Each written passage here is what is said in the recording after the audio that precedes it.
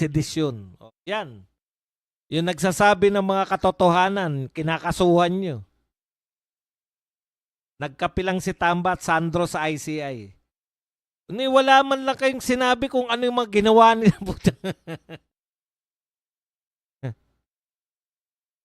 Gwapo ka na, romantic mo, suot mo na uniform mo. Magulo na sa Solid North, wala na. Wala na raw Solid North ngayon. Si Ted Pailon na lang tumitira sa admin kaso kang salita lang. Alam mo, BBM Sabog. Ang pangalan niya. Alam mo, expected mo yan. Media yun eh. Kau naman. Parang kami. Ano ba gagawin namin? Di dumaldal lang ng dumaldal. At least may mga dumadaldal. Sobrang laki na itulong ng mga vloggers ngayon dahil sa dila. Ang sumasagot, sila ang sumasagot sa lahat ng paninira ng mga paid stream media. Correct.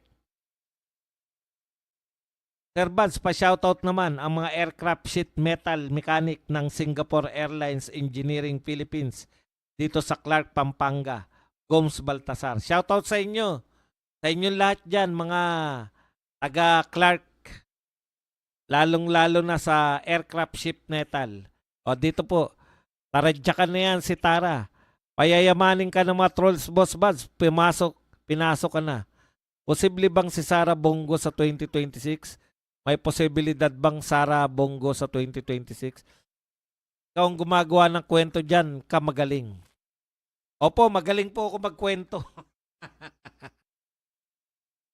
Sara Bongo, lahat po yan pwede. Kaya lang, ipaubaya na po natin kay BP Sara kung sino yung kanyang makakatambal. Thanks na pangkape. Yung confidential fund ni BP Sara, ginamit sa mga makakaliwa, kaya apektado mga makabayad, pink at dilaw. Yung confidential fund ni BBM, alam nila, ninakaw lang. Tanong, ilang bilyon kaya budget para sa impeachment ni BP Sara? Aba, malaki raw, masteries. Malaki raw ang budget dahil, just imagine, no? Malaki po yung ayuda nila noong 2025 dahil eleksyon, normal yon, di ba? O ngayon po, walang eleksyon. Saan po gagamitin yung mga ayuda na yan? Alam nyo na. Tanong, ilang bilyon kaya budget para sa impeachment ni BP Sara? Nakikinig sa kwento, Regina Marigon. Parang masama ba magkwento? Parang sinasabi nyo, kwentong barbero, masama. Hindi po masama yun. Yan po, dyan nyo po maririnig. No? Dyan nyo po maririnig yung mga tunay na damdamin ng bayan. Sa mga kwentuhan, sa mga inuman, Boss Bad, si Flaby ay magsaysay award.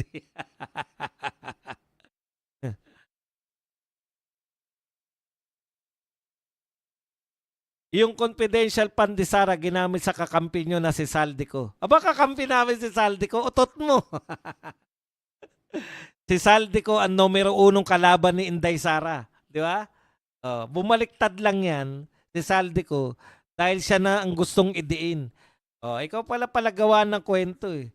Galit na galit po si BP Sara kay Saldico. Ayon nga kay BP Sara, sila, si BP Sara, sabi ni BP Sara, si Saldico at si Martin Romualdez ang may control ng budget ng Pilipinas. Palaki ng palaki negative ratings ni BBM at mukhang lalaki pa. Correct. Ipokrito lang talaga kayo. Opo, kami na ipokrito. Ikaw, ano tawag sa'yo? Sinungaling ka naman. Kakampi daw ni Saldico si BP Sara. Ano ka patawa? Posibleng hindi ka talaga follower ng ng boxing, ng politics. Baka hanggang boxing ka lang, tukmol ka. Boss Bad, si Flaby ay magsaysay awardee.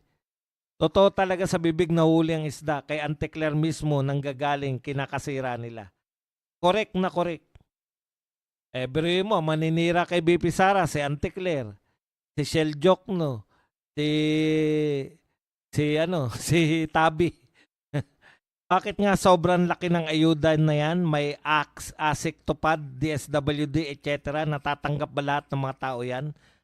Malamang po hindi kasi nung panahon ni Tatay Digong yung ayuda mas maliit yung budget pero halos lahat nakakatanggap no'n. Naalala nyo? Mahahaba pila pag may mga ayuda sa mga bawat barangay. Halos lahat ng tao. Eh dito po, kung nasan lang si Martin, doon lang may ayuda, di ba? Bumabanat na si Suarez, hindi kaya wala rin puwersa sa Congress si BBM. Alam po ninyo, yan po ang meaning ng lame duck president. Pag nababasa na po ng mga mamamayan na teka muna, kasi yung mga congressman nakakapan po nila yung constituents nila eh. Alam po nila yung kung popular pa si BBM o hindi. Pag ganyan po kalalaki yung negative, ang lame duck president po, ang meaning po niyan, halos alam na ng tao na hindi na magtatagal yan at meron ng kapalit. Yan nga, next president na si BP Sara.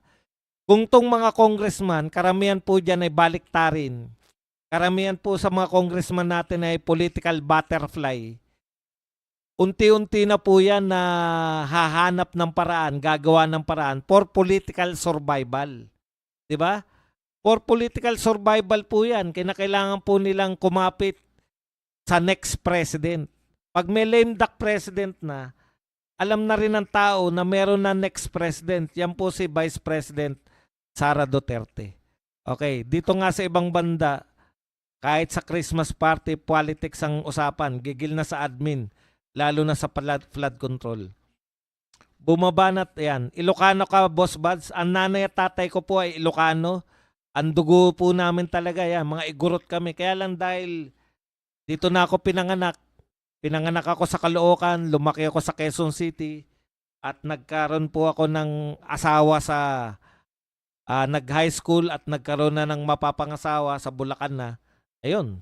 Kaya hindi po tayo sanay magsalita ng Ilocano. Nakakaintindi lang tayo. Wag lang yung medyo mahirap. Ilocano po ang aming dugo. May dugo po akong saluyot. Boss Bad, Sara Pulong sa 2028. Hindi po siguro maganda yun. Salamat sa pakulay, Fred Mahusay. Happy New Boss Buds. Shout out at good luck sa semifinal game ng Time Message Timberwolves. Team Edmonton Pinoy Bowlers Association dito sa Edmonton, Alberta, Canada. Mabuhay kayo dyan sa Edmonton, Alberta, Canada. Yan.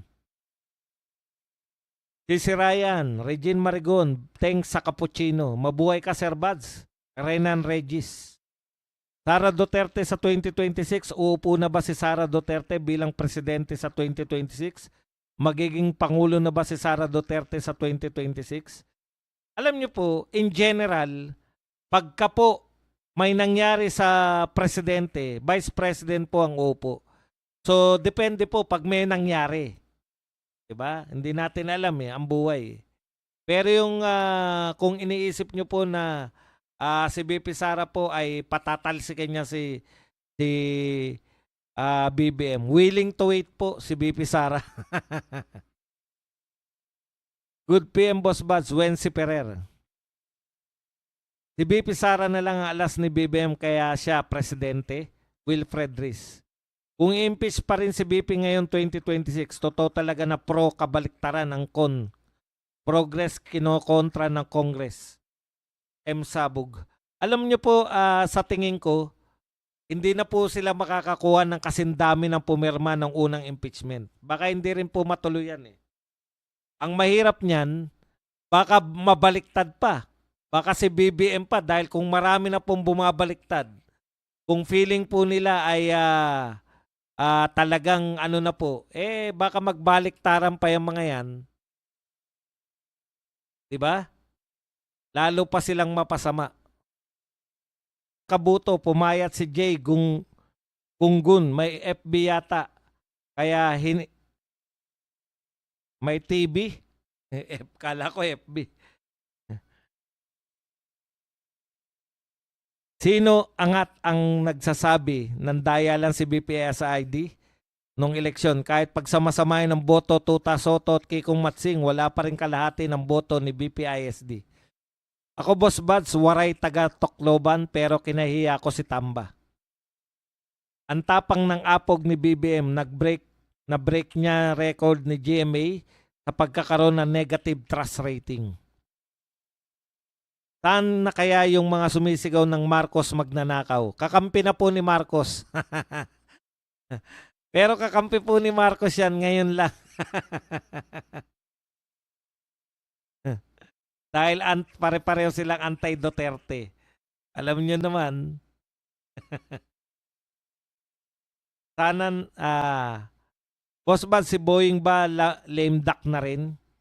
Halos wala na rin. Hindi po yung lame duck po, sa mga presidente lang po ina-apply yan. Hindi po sa mga cabinet at hindi po sa ibang posisyon. Boss Badong, hanggang hindi makudita si Juan Bol sa Senado, delikado si BP Sara, outnumbered ang DDS alay. Sana nga may mangyari. Hindi na worth it, baliktaran time na. Correct. Di ba? Lalo na po yung mga congressman ng Visayas, Mindanao. Ang hirap pong hirap na hirap sila magpaliwanag sa kanilang constituents, di ba? Lalo na ngayon, alam ng mga tao na laganap ang korupsyon at hindi po involved si BP Sara, ang korupsyon po na laganap, flood control, paano mangyayari na sila po ay i-impeach nila yung walang kinalaman sa flood control. Good morning, Boss Buds, watching from Czech Republic. Boss Buds, ano tingin mo sa hamon ni Chabit? Marami pong hamon si Chabit yung one time, big time ba? Yung malalaking rally. Wala namang problema sa malalaking rally.